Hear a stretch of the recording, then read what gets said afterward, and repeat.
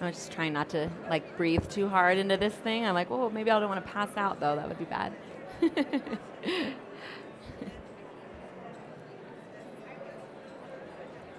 Are you guys all family photographers here? No? Okay, cool. I like that. I like when I can kind of show people other ways of doing things.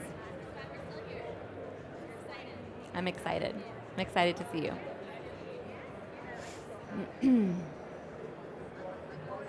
Okay.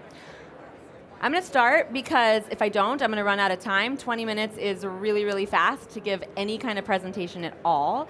So today we're going to talk about 5 family poses that always work. And whenever I give a talk or do a presentation of any kind, I want to make sure that you can leave with something you can actually do. So I'm going to give you 5 poses and break them down for you.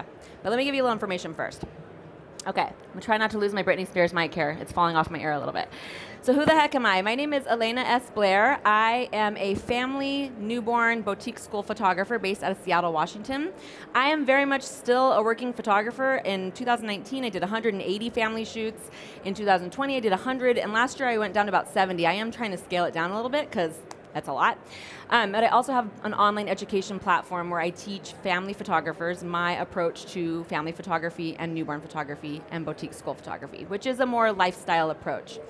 I also have 4 children, and so we're busy. We're busy in my household.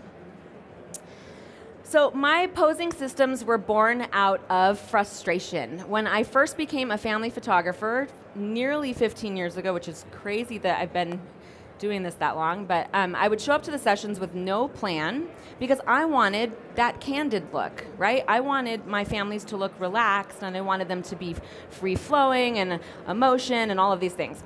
And I would show up and it was complete chaos and I basically blacked out and an hour went by and I was like, oh my God, what just happened? Did I even get the photos that I want? And what I started to think was, maybe I don't really want to be a family photographer. And actually what was happening too was that I was still really trying to make families look perfect. I was kind of falling in that trap as well, thinking that the only way I would make money as a photographer is if I was able to make families look like this perfect thing that they really aren't. Let's be real, right? I said I have 4 kids. There's nothing perfect about family. So I was super frustrated. And this is a common myth, but the candid thing is a total myth. When you see somebody on Instagram be like, oh, swoon, I love candid photos of families, that's a lie.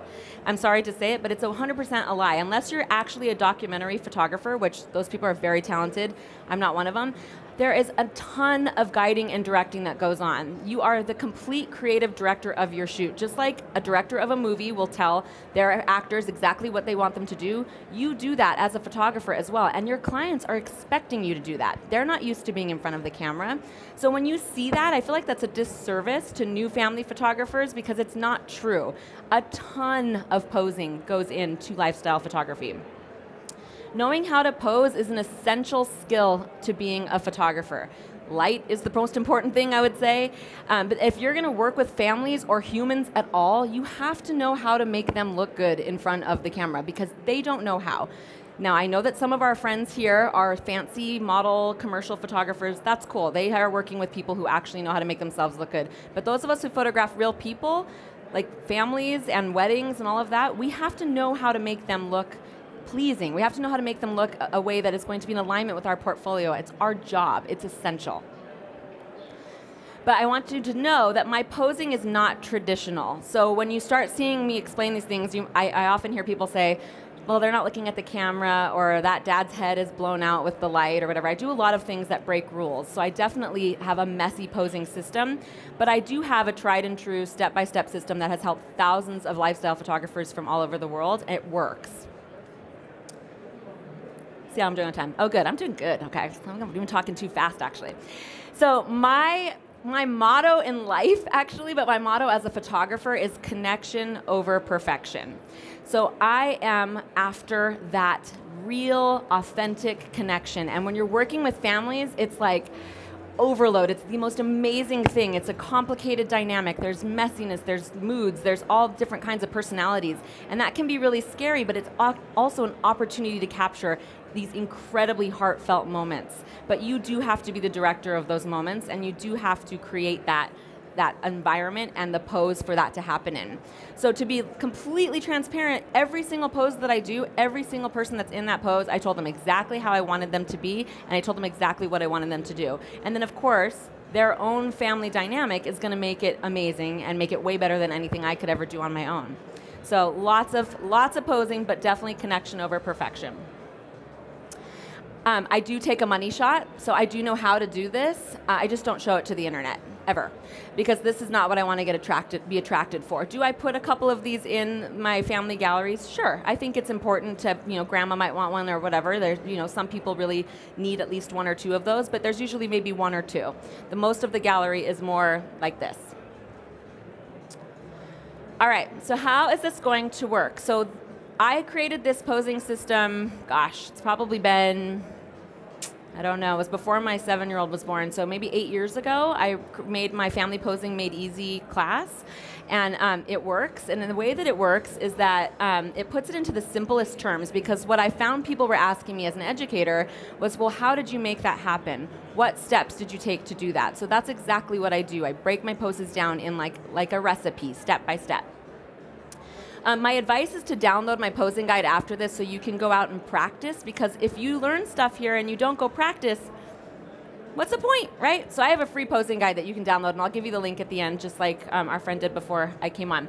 But you really want to practice, so go give it a try. And especially if you've been straying away from family photography because you don't like the way that stiff family photography looks, this is another option, and it might really be something amazing for you. Super profitable too, by the way. All right, so before we start, I want you to think of these poses as a base. Just think of them as like, okay, I'm going to use this as a base, and then spice it up with your own magic, because every one of us sees the world differently. You don't want to be doing things exactly like anyone you hear speak here, because you're better than we are. You have more creativity than we do. You can make what we're saying better. So make sure that you just use these as a base. Make them your own.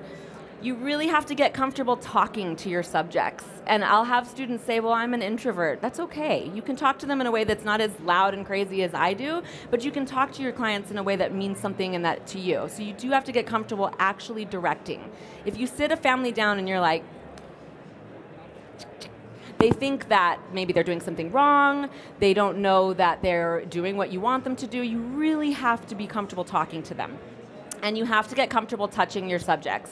Now, I know that this has been a little, when I say this, during COVID, that was a little bit of an issue. I understand. I did back off a little bit in my shooting and how much I touched my clients. But if you're wearing a mask, I wear masks to all of my sessions, and if you're vaccinated and you feel like it's okay to do this, I do touch my subjects. And it's important, actually. And I don't know many photographers who don't. Okay, when we go through the poses, don't get caught up in the details. What people will often say is, well, what do you do if you have a single mom? This is a single mom who I'm just such an amazing woman. I get to photograph her every year, her and her 5 children. One of them's not in this photo. Just take the dad out of the posing system that I said. Like if I said there should be a dad there, just imagine that he's not there and put the kids there instead. So don't get caught up in the black and white step-by-step details. Remember that you can take what I'm telling you and add another kid, do it with a baby, do it with an older kid. So don't get caught up in the details. And yes, these poses work with teenagers and older kids. So that is a 16-year-old boy right there getting all snuggly with his dad. And we're not going to get into branding and these kinds of things right now, but my clients come to me because they want this kind of work, and so they're usually these types of people. You know, I'm like a cuddle family, right? My family and I are like all over each other all the time, and usually my clients are like that as well. So, but the poses, my point though, is that when you hear me say these things about younger kids, you can slip in a teenager or take the teenager out, or you can mismatch people. And when you go look at my portfolio, you'll see I actually do the same stuff over and over again. I'm kind of like that. I like to have repeatable systems. All right, so here's my first formula that I am going to share with you. So first, this is one of my favorite poses. It's a standing pose. You ask the dad to pick up one of the children, and when you have parents pick up kids, they'll throw them on their hip like they do when they're at the grocery store, but that's usually a little bit disconnected. So really a quick way to fix that is to ask them to go tummy to tummy with their child. They know exactly what I'm talking about when I say that. It makes it much closer. And then ask mom to come up and face dad and also go tummy to tummy with the child in between them. And then you want to always pay attention to where their arms are. So place her arm either on dad's arm or hip. Ask her to lean in and rest her head on on the child's head or on his. So you want to get them really, really close. And then ask the other kids to run in and give them a big hug. And if one of the kids ends up in the back when that happens, you just come over and move Timmy around to the side. Snip, snap, snap, snap. You got it. I'm sorry that I'm going so fast. 20 minutes is like no time at all. So I'm glad you're taking pictures of this. I'm just going to show you other examples of how this pose was executed with other families. So just one baby. Look, he's smiling. He's like doing his little like fake smile. So cute. With a dog. Threw the dog in. Same pose. There's a dog there instead of another kid. Older kids. These kids are 18 and 20 years old, these girls. Same pose. But you see what I mean? It's a little bit like there's variations. Okay.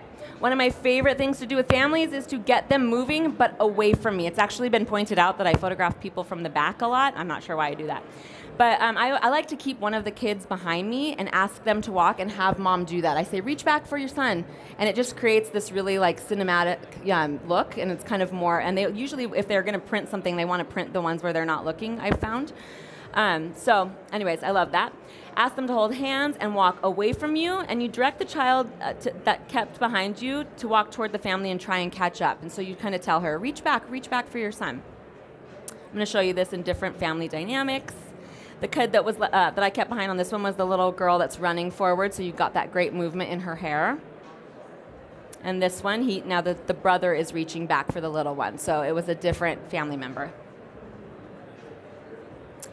This is one of my favorite for squirrely kids when they get to be a little bit, they need something to do that's more fun. They're kind of sick of your stagnant poses. You ask the kids to stand. I'll say, okay, guys, we're going to play a game. I need you guys to stand right here, and mom and dad are going to go behind you. And they're kind of like, what is she doing? And they do, and they stand there, and I say, in the count of 3, mom and dad are going to come get you. And I say, mom and dad, when you get them, make sure that you bring your heads around to the side. 1, 2, 3. And they get them, and the kids get really excited, and it kind of makes them feel like they're doing something that's a little bit more fun. Works great. There it is again. So it's always a little different, right? With every family is going to make it their own magic. All right, this is one of my favorite poses for squirrely kids as well. This is the tickle pose. That's what I call it. I don't know if that's really a good name for it or not, but that's what I call it. Always ask dad to sit down first. When you get men on the ground, they're like awkward for some reason. I don't know what it is about men on the ground, but always ask dad to sit down first so that you can get him comfortable. I don't care how he's sitting, but make sure he's comfortable. And then ask mom to sit right next to him. You want to make sure their hips are touching. My rule when I'm posing too is no light can be seen in between the family members. I like them really, really close. So you want to get her really close too. And then you get the kiddos on their lap and you ask them to tickle them gently. And sometimes, I'll admit, it's hard to rein them back in after this one, so I don't do this pose till towards the end of the shoot, but it's a crowd pleaser. My families love this pose. Here it is. And this is one of my most asked for poses by families, and I feel like students ask me how I do this too, so I thought I would share it. So again, ask dad to sit down first. You want to make sure that he's comfortable on the ground. And so I get him sitting on the ground. And then why I love this pose, I really like to celebrate mom and make her like feel just beautiful and like a goddess. And I feel like this pose sort of puts her in that role. Just my weirdness, I don't know. And I asked mom to lay down on the ground. And you want to make sure that she knows that she needs to do this. Nobody wants the false double chin, right? So you want to make sure her chin is up. And then I'll put the extra kids on. I put 1 or 2 kids on dad. If there were like 3 or 4 kids, I would just sort of decorate him with them. And then you put 1 child on top of her. And you say straddle mama. And I want you to lean down on her. This one, she kissed her on her own. I didn't ask her to do that. But often, this is something that children understand, little guys. You know, of course, this is one I wouldn't do with teenagers. Understandably so. But little kids understand, right? And they know to like snuggle him. And it gives you the opportunity to get lots of little moments. You can get really close. Now remember also to capture every moment in between. There are some opportunities for documentary type photos that that the candid stuff does sort of happen. I mean, it does happen sometimes, but you can't rely on it. Like this, we were just walking to another spot and this mother is holding that baby like a mother knows how, you know, just kind of carting the baby around, and it just was such a moment that I love to capture. So I do capture the moments in between, but you do need a posing system. So you can download my free posing guide. There are 5 different poses than these ones. I'm pretty sure I tried to give different poses so you'd have a little bit of a variety. So 5 poses, and follow me on Instagram. I've got lots of freebies there. I do have a posing class that has like over 40 poses broken down just like this, and it's only $99. And there might be a sale later today, so make sure you follow me on Instagram. All right, does anyone have any questions? I tried to leave room for a couple minutes for questions. Whew, that was like a power talk. That's too fast. Yes?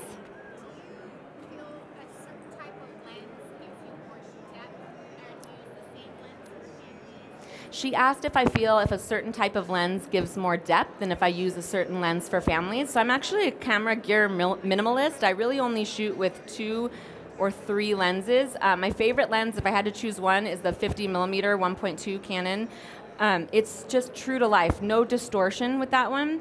I have a 35mm. You have to be careful with adults with the 35mm. It can distort in a weird way that I don't really prefer. I use that one more for indoor newborn. And then I have an 85mm as well, a luxury L85mm that I use on my R5. And that would be it. But mostly 50. It's my favorite lens. Yeah. You don't need a lot of gear. Yeah.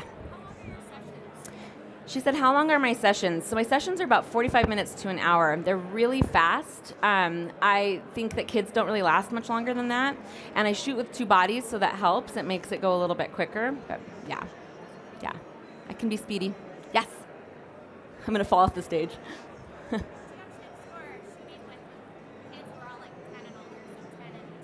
Yeah, did you see some of my stuff that had the older kids in it? They're not. So this, I'm going to show you. These are adults. They're 18 and 20. And this one, there is a baby there, but that kid is 16 years old. So my tips would be, I work with a lot of teenagers, actually. I feel as my children have gotten older, my oldest are 15 and 14 now, and then I have an 11 and 7-year-old too, but my clients have kind of grown up with me. And I treat them the same. So I still make them get super close. I still really capture that connection that is present in the family. And of course, I'm sensitive to like if the teenager is not into that. But one of the best ways you can connect with teenagers is act like you, or not even act, care about what they actually have to say, and like make them take a moment to get to know them. And it only takes a second to do that. So like, I know this is going to be really awkward. I know this is probably going to be, I promise I'm going to make it quick and easy. It's going to be so fast. So I actually really honestly do the same thing with teenagers. I make them get close to their moms and dads. But like I said, that when you put out there that type of work, you attract clients who will vibe with that. So, yeah. All right. Yes. I have a really hard time. Like I have a lot of this on my website, but I live in a destination location. So people come and they're like, I just want that money shot with like the background. Like there's so much more than this. And so it's really hard to move from like that very stale. Yeah. Where do you live? Oh, okay. She said she lives in a destination and her clients are expecting the money shot because they want that. They're out-of-town guests? Interesting. Well, yeah, what I would say, and you said you're already doing it, but you have to put on your website what you want to attract. If you want to be a lifestyle photographer, you can't. I take the money shots, I just don't show them. But, I mean, okay, I'm going to try to do this quickly. I have like so many things I could say about this, but it really starts with the client communication, which is that first the portfolio, and then when they reach out, I would just be really clear about what is it like to work with me. This is how your session's going to go. This is what your gallery is going to, it be like. This is what my portfolio looks like. That kind of thing. I think that would really help. Yeah, yeah. I know that's a hard one though. That's a little bit of a niche-y thing that yes.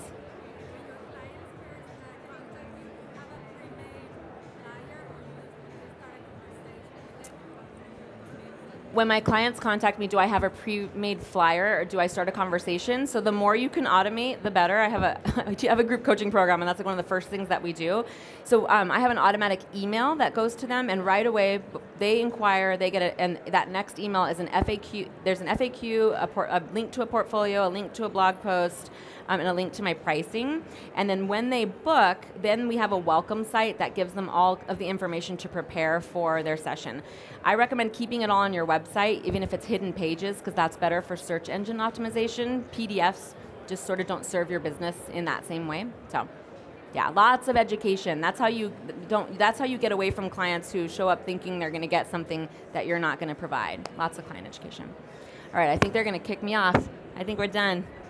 Oh, one more minute. 34. I can't do math. Literally had to do that on my fingers right now. So that's me with dyslexia. Anyone else? It's good. Oh, sorry, I didn't see you over there. How many photos do I give to a client? So I tell them that I will give a minimum of 75, but I usually give more like 150. I give really big galleries. Sorry, I know that's going to be like not popular here at WPPI, but yeah, I give really big galleries. I think about it and how I charge $1,200 a session. Did 180 sessions in 2019, so it's working. It's okay, making lots of money doing it. Yeah. I'm just going to put one and two together. You charge $1,200 for a 45 to 1 hour session. Yep. Yep. And they don't get, and we also give a Miller's signature book, so that only costs me about $60 to make. I call it complimentary. They get no say in the design. Yeah, I'm all inclusive, and you just have to know your ideal client. That's what my clients want. That's what I want when I take photos. So when I have photos taken, so I'm all inclusive. It can be very profitable if you're going to get into a system that is packages or whatever. You need to know what you're making per hour. That would be my only caution to you.